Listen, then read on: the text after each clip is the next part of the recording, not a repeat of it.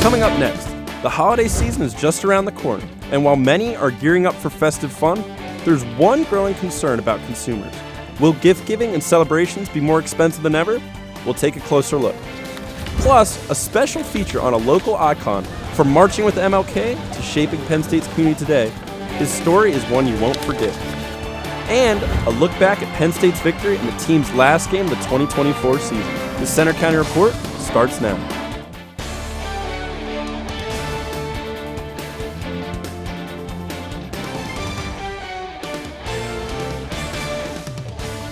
Good afternoon, I'm Madison Schmidt. And I'm Dave Clipper. Thanks for joining us for the Center County Report. Our top story, a very cold week and a chance for snow across central Pennsylvania. Let's check in with student meteorologist Gavin Sandell for an update. Gavin? You're absolutely right, Dave, and it is a cold one right now here at Penn State. Checking in at the Arboretum, it is 34 degrees, but that's not the big thing. Look at the winds, 20 miles an hour coming out of the west-northwest. That's making our feels-like temperature on this December day just 22 degrees. And these winds coming from the west-northwest are bringing some lake-effect snow showers, especially some in our neighborhood right around Center County and Huntington County as well. We did have some snow showers reported at Penn State University, and that's really the big thing that's going on. A lot of lake-effect snow, but high-pressure system is bringing some nice conditions throughout the rest of the Midwest, but that's what's bringing the cold temperatures in the Midwest as well. But I also want to direct your attention to this low-pressure system. This is an Alberta Clipper, and I'll talk about it in just a little bit, but it's what's going to be bringing our weather conditions for Wednesday and Thursday. Let's look at this afternoon. We're going to be teetering around the freezing mark, going down into the mid-20s, and this is what we're going to be watching for. Some snow on Wednesday, what we're going to be seeing, and when we're going to be seeing it, I'll detail in just a little bit. Now, a traffic alert in Center County. A road project is slowing down drivers today. PennDOT says work crews are replacing overhead utility wires on I-99 as part of the I-80 and 99 interchange project. That means rolling slowdowns and stoppages on 99 between the Bellefonte Zion exit and Route 26 as crews do that work throughout the afternoon. The State College School District is diving into the use of solar power. The district's board has approved a plan to join a solar power collective with other local agencies, including State College Borough and several townships. The school district expects to save $190,000 every year by using solar power, and the projected savings over 15 years is almost $3 million. Another school-related story, the U.S. Department of Agriculture has announced that starting in 2027, students eligible for free or reduced-price school meals will no longer be charged processing fees for payments. Right now, many school districts use third-party companies for cashless payment systems, but those companies often charge high fees, up to $3 or more per transaction. For lower-income families, those fees can add up quickly and hurt them financially. The USDA says it'll continue working with Congress to ensure all kids have the nutrition they need at school. In a little over 2 months, Penn State students will again dance for the kids at Thon. Reporter Dimitra Gerguchis introduces you to a former Thon child who now goes to school at Penn State. Penn State's 46-hour dance marathon, better known as Thon, has raised millions of dollars to fight childhood cancer and support patients' families for over 50 years. It's touched countless lives, including Kira Woods. She was just 13 years old when she was diagnosed with a rare blood cancer. My actual transplant, it's called quote unquote Hell Week, and that's where you just are being pumped with chemotherapy. After an urgent biopsy in 2018, doctors confirmed the diagnosis and she began treatment the very next day. I want to say it's a couple months of chemo just packed into 1 week. And they're trying to get you down to your literal worst, your immune system, your body, just so then your body has a better chance of accepting the stem cells of my donor. But months of isolation and chemo couldn't dampen Kira's spirit. When she returned to high school, she started her own fundraiser for Thon called Kira Strong, and her peers crowned her homecoming queen. But there's this picture of my dad tearing up, after I won and went up and got the crown, whatever. It's one of my favorite pictures, and then especially this one picture of my mom, dad, and I after I won with the crown, because I know they want so much for me and just everything that I've been through, and then they've also been through they've done so much for me. Through her journey, Thon was a source of hope. Paired with Greek organizations Alpha Gamma Rho and Phi Sigma Sigma, Kira found comfort in a community that rallied behind her. But I remember talking to one of the boys, Brendan, specifically Brendan Batavio, and he was like, yeah, just because you're like our Thon kid doesn't mean like we're not gonna be friends or like treat you any differently than just like another student who goes to Penn State. And then that's when I knew like, yeah, they're not like just people who support me, they're my friends. Now, Kira is stepping into a new chapter as a Penn State freshman. She remains deeply connected to Thon and is volunteering for the upcoming Thon. From a childhood cancer survivor to a now current student here at Penn State, Kira Woods represents the lasting effect that Thon has on many people's lives. In University Park, I'm Demetra Gerguchis for the Center County Report. The next Thon is set for February 21st through the 23rd at the Bryce Jordan Center. Some new hiking trails are in the works for Center and Hunterdon counties. 11 miles of new trails in the Rothrock State Forest will be carved out beginning next summer.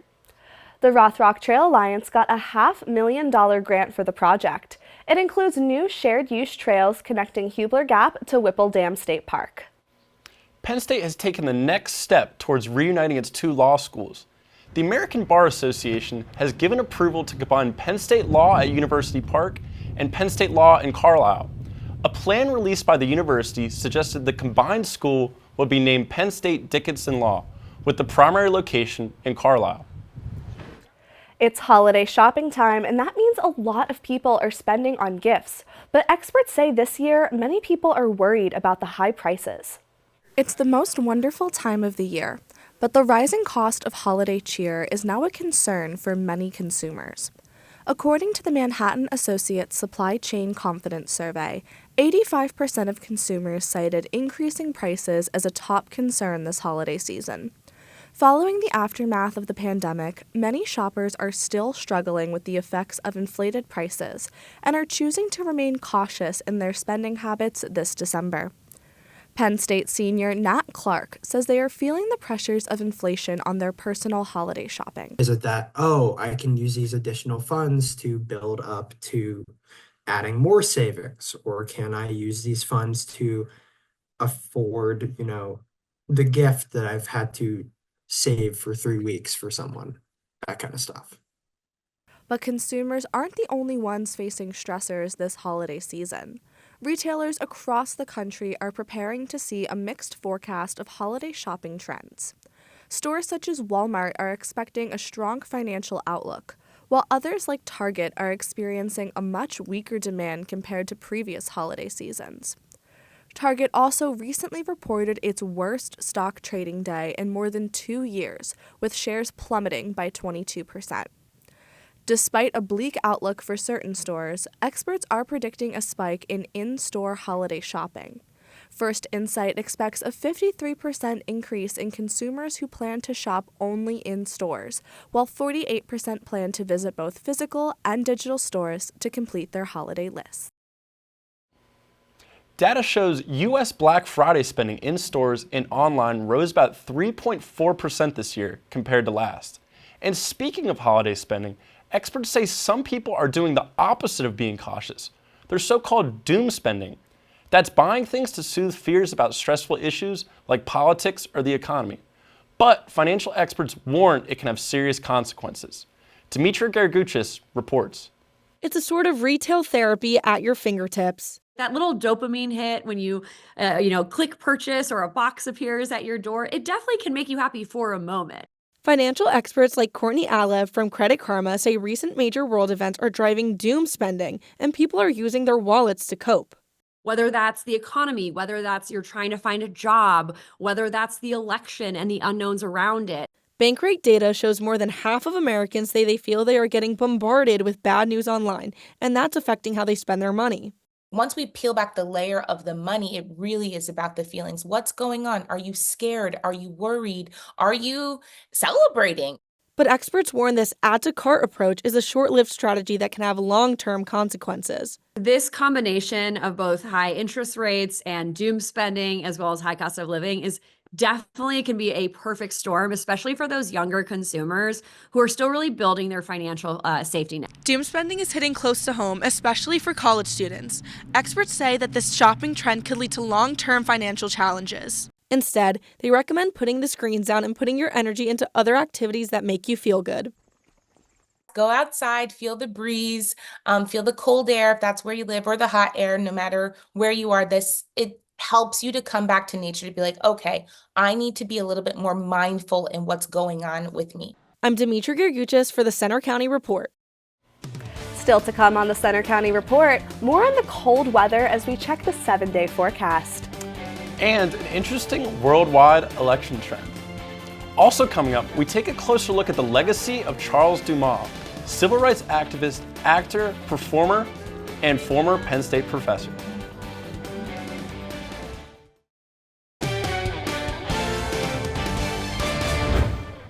While Donald Trump's presidential win surprised many last month, many political experts say it's really a sign of the times worldwide. Incumbent leaders like Joe Biden have been booted out of office in many places in recent years. The Associated Press reports incumbent leaders have lost 40 out of 54 elections in Western democracies since the pandemic. One of those elections was in the UK, where the Labour Party took power in July after 14 years of Conservative rule. The big theme globally is kind of throw the bums out. That's what voters all over the world in many different countries, different political systems, there's this kind of general pent-up frustration. Experts say some of the common issues frustrating voters worldwide are high prices, immigration, and post-COVID challenges. For almost 3 decades, State College has been home for Charles Dumas. He's a civil rights activist, actor, writer, and former theater professor.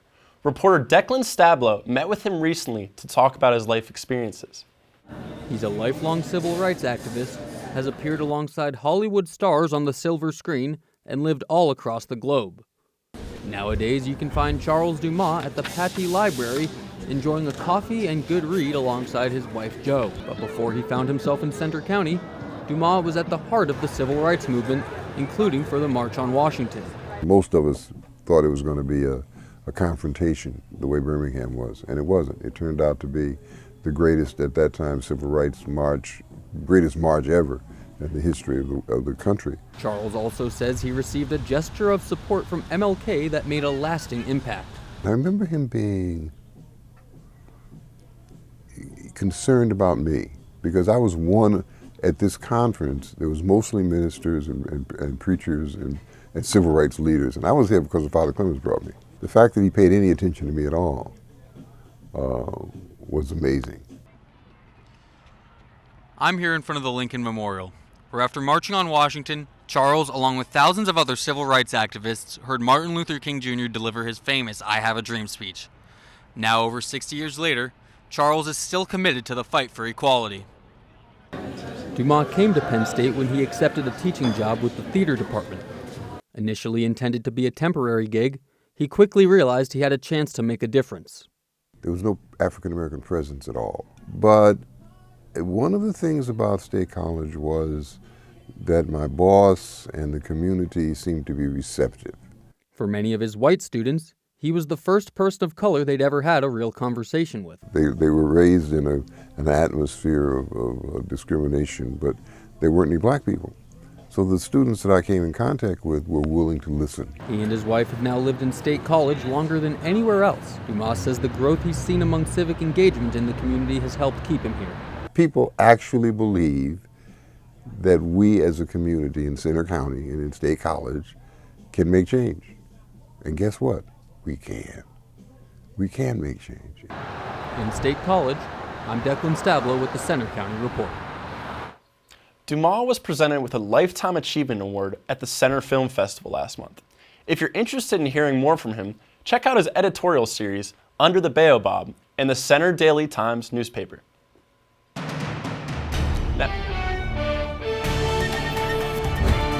Well, cold, cold, and even more cold. That's the abridged version of the weather headlines for today. We're stuck in this chilly pattern through at least the end of the week, and in that, we'll have some snow potential Wednesday going into Thursday. But going into the weekend, we'll see some change, including temperatures and precipitation that I'll detail in just a little bit. Let's look at the almanac before we get into anything else. Our average high is 42, which we are going to sag below, and the average low 29. We're going to break that by about 10 degrees going into tonight. Look at your temperatures, 34 degrees in State College, hovering just about the freezing mark, and we're seeing a smattering of 30s and 40s throughout the state.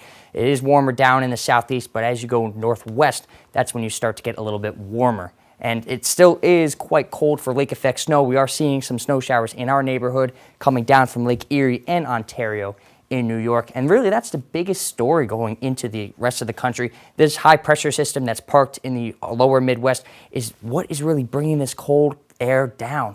So that's why really all of the United States is cold. I want to point your attention, though, to this low pressure system. This is what's called an Alberta Clipper, which is a certain type of low pressure system that has very unique characteristics. It originates in central Canada in the province of Alberta, and it's a fast-moving moisture-starved system. And really, in Pennsylvania, it's typically good for just only a few inches of snow. So I'll detail what we're going to see with that later. This is tonight with the lake effect snow. Much of the northwest portions of the state is going to see some accumulations, maybe some flurries as we go into Center County. And then now going into tonight, as that lake effect clears, we're going to see a nice clear night as well. Maybe some snow showers to the northwest, but it'll be a nice 20s, low to mid-20s in the state.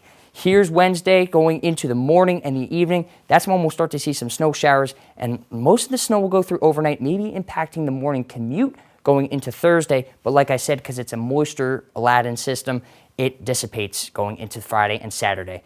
We'll have a clear weekend, and our next shot of precipitation will come Monday. This is with the snow total forecast, just about half an inch in State College. It could trend towards more accumulation because we have seen some trends where the low pressure system might move a little bit south, but we'll see going into Tuesday and Wednesday. Here's our 7-day forecast. We'll have some stray snow showers today. Wednesday we'll have a cloudy day, but some snow going into overnight as we have that Alberta Clipper. Thursday, Friday, and Saturday look pretty cool, but pretty nice. And then we'll start to see a change going into the week next week. So winter is here, guys. Thanks, Gavin. I guess this means it's time for me to break out my snow boots and my fuzzy socks to stay warm. Oh, yeah. Yeah, State College wouldn't be State College without a little bit of snow and some cold temperatures. Certainly. All right, coming up next, we have Gianna Brown with sports. Coming up in sports, it's home sweet home for Penn State women's volleyball as they get ready to start the NCAA tournament this weekend. And a look at Penn State football's big day against Maryland that gives them a chance to do something the Lions haven't done since 2016.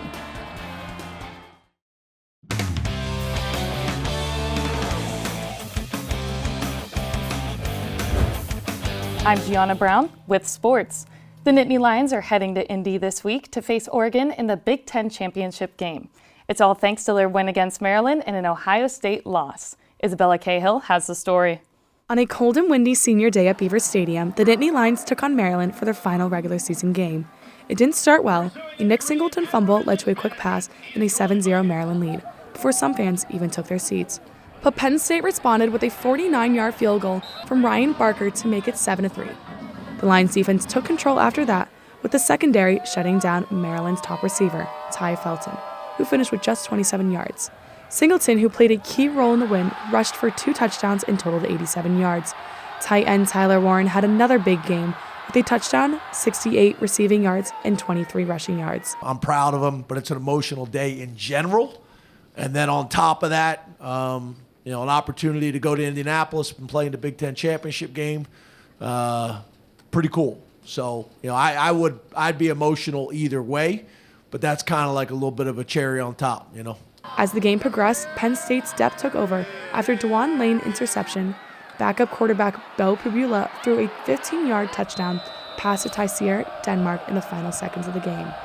The final score was Penn State 42, Maryland 7. With the win and Ohio State's loss, the Nittany Lions earned their first trip back to the Big Ten championship game since 2016, finishing the regular season with 11-1. With an almost undefeated season with only a loss against Ohio State, the Nittany Lions take on the Oregon Ducks for the first time since 2016 for the Big Ten championship game. At Beaver Stadium, I'm Isabella Cahill for the Center County Report. Kickoff on Saturday is 8 p.m. You can listen to the game live on Penn State Comm Radio with our broadcast team in Indianapolis. It's championship season for high school football with 2 local teams now competing for a state title. On Friday, the Penn Cambria Panthers' undefeated season ended with a 16-6 loss to Avonworth.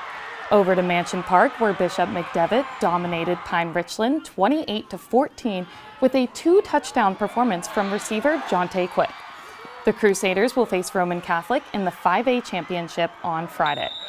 Bishop Guilfoyle took care of business against Muncie and will take on Port Allegheny for the 1A state title on Thursday.